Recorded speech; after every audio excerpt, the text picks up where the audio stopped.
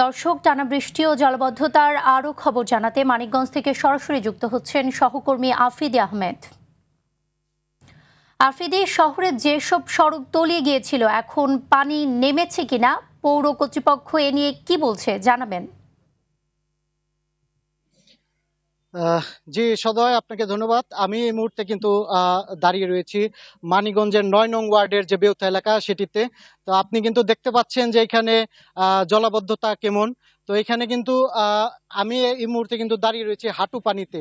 তো এমনটাই কিন্তু পৌরসভার আরো বেশ কিছু এলাকায় রয়েছে, যেমন জৈনা কলেজ মোড় সহ বেউথা, জয়রা, দাসরা, এরকম পৌরসভার বিভিন্ন অঞ্চলে কিন্তু এইরকম জলাবদ্ধতা সৃষ্টি হয়েছে।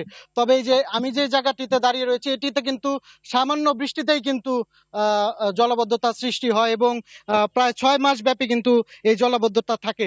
আমি আপনাকে যদি একটু দেখাই যে পাশেই আছে কিন্তু একটি মসজিদ।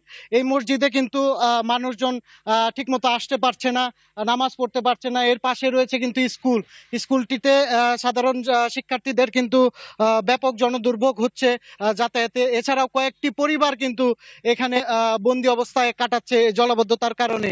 এবং শুধু তাই নয়, এখানে পরিকল্পিত ড্রেনেজ ব্যবস্থা না থাকার কারণে কিন্তু এই জলাবদ্ধতা সৃষ্টি হয়েছে। এবং আমরা পৌর কর্তৃপক্ষের সাথে কথা বলে যেটা জানতে পেরেছি যে এইখানটিতে কিন্তু তারা দ্রুত কাজ শুরু করবে এবং একটি বড় প্রজেক্ট কিন্তু তারা শুরু করবে বলে কিন্তু পৌর কর্তৃপক্ষ বা পৌর নির্বাহী কর্মকর্তা যেটি আমাদের জানিয়েছেন।